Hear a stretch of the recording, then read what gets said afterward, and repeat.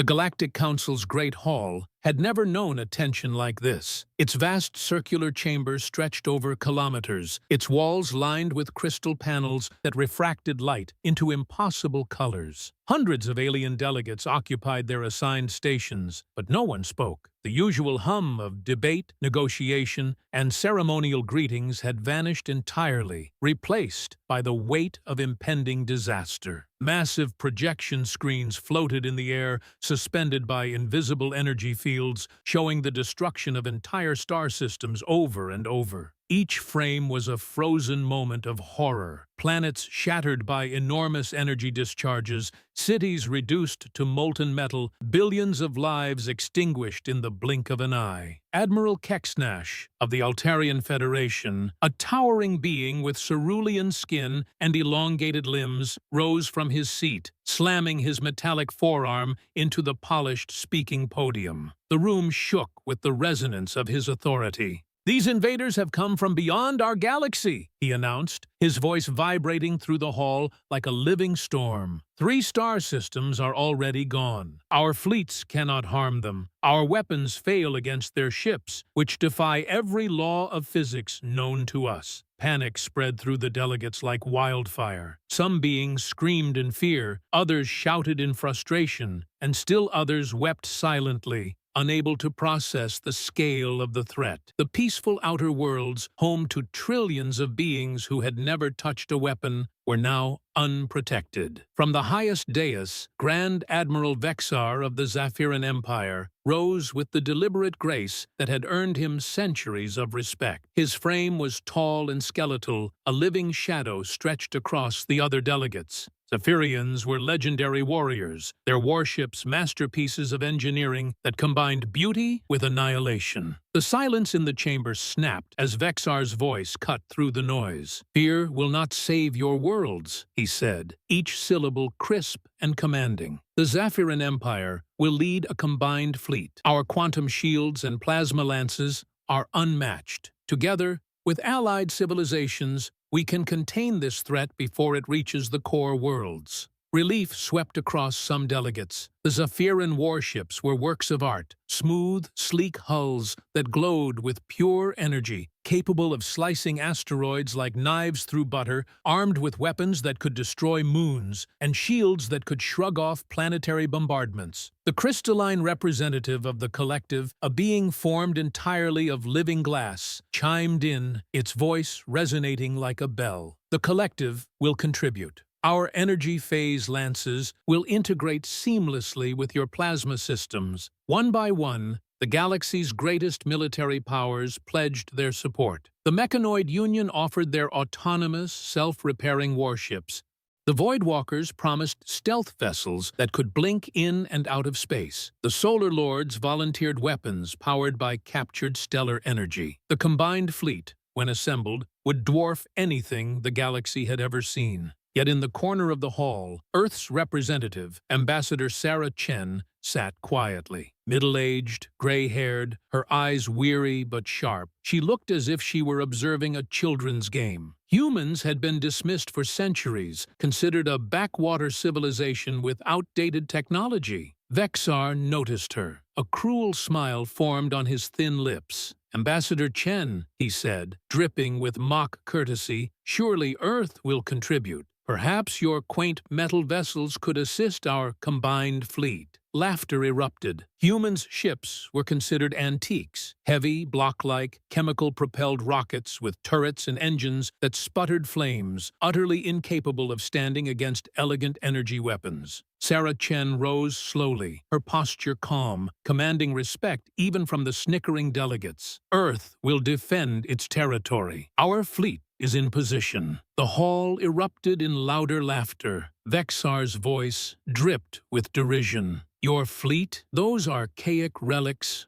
barely made it to your moon. This is real war, Ambassador, not a parade of historical curiosities." A mechanoid officer clicked in its metallic language, translating into galactic common. Humans' chemical ships were obsolete, incapable of surviving advanced energy weaponry. Chen remained serene. "The Sol system will be defended. We ask only for time to evacuate civilians if necessary. Vexar shook his head in mock pity. Very well, we will rescue survivors after dealing with the real battle. Try not to impede our forces. The council adjourned with grand speeches on unity and cooperation, but Vexar and every other delegate laughed at the human fleet. Some doubted it would even appear, others bet on its destruction within moments.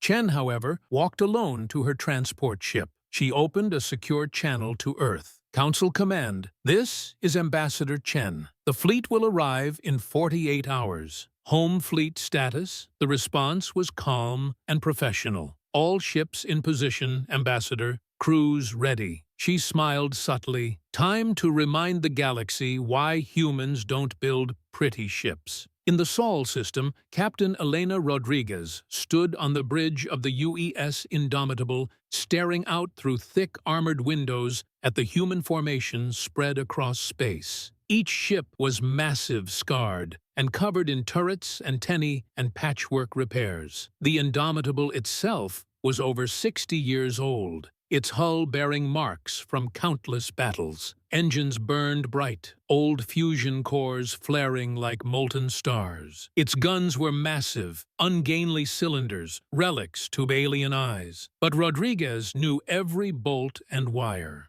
Every crew member had trained for this moment. Long-range sensors report incoming alien fleet from galactic north. Estimated arrival in 36 hours, her communications officer said. Rodriguez nodded. Signal the fleet. All ships to battle stations. Begin final preparations. Unlike alien bridges, sterile and automated, the human command decks were cluttered with manual systems, backups, and redundant controls. Every ship had been built to survive catastrophic damage and keep fighting. Weapons long considered obsolete were now loaded and humming with lethal potential. Behind the human formation, the approaching alien fleet shimmered into normal space in a stunning display of coordinated elegance. Thousands of ships, arranged in formations perfected over centuries, hulls glowing with energy, weapons primed to vaporize planets. Grand Admiral Vexar stood aboard the Cosmic Triumph,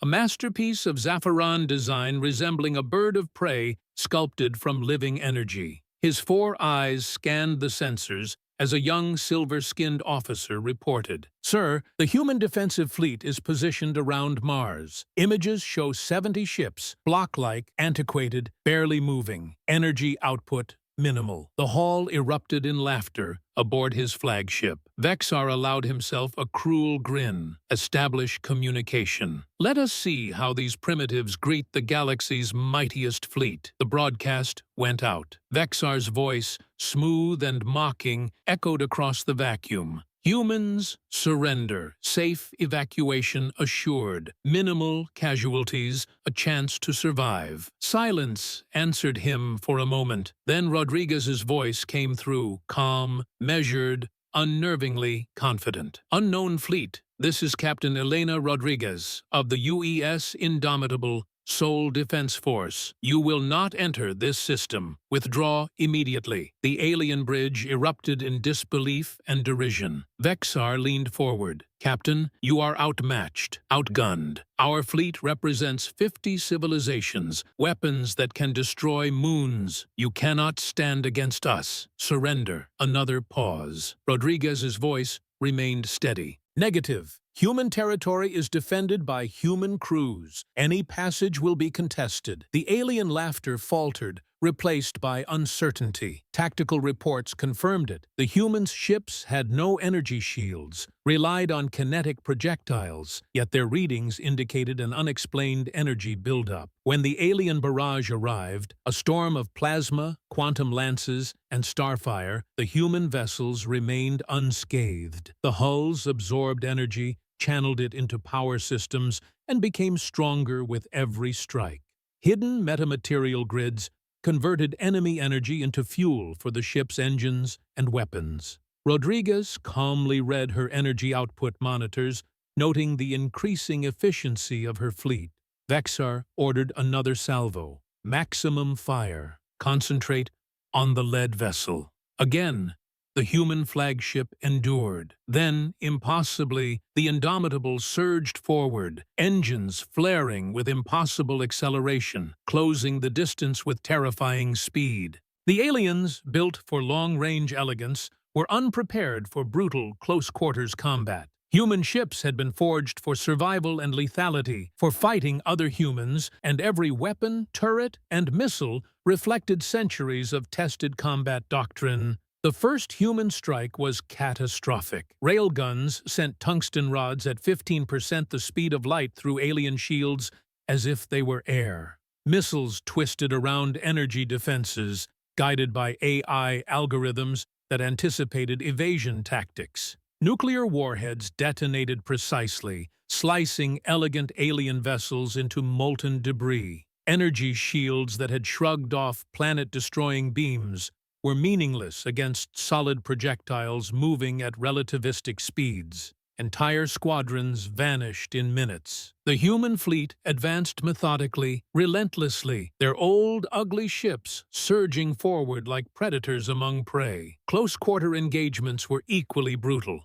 The UES Valley Forge grappled a Plasma Lord dreadnought, surviving direct solar-level energy bombardments, while its railguns shredded the alien hull. The UES Gettysburg forced a Void Walker ship out of subspace and into a lethal ambush. Each human vessel had been built for adaptability, efficiency, and destruction, not elegance, not beauty. Every crew was a veteran, every system tested, every weapon designed to kill effectively. Vexar watched, horrified, as his pride, the finest fleet in galactic history, was annihilated by ships he had dismissed as museum relics. 68% of his fleet was destroyed in under an hour. Human casualties were minimal. The surviving aliens, broken, demoralized, and terrified, formed ragged lines behind the human formation. Rodriguez addressed the combined fleet. Set course for the Outer Rim territories. Engage the invaders. Follow human tactical doctrine. Fight to win. Use every weapon available. The galaxy would never again underestimate humans.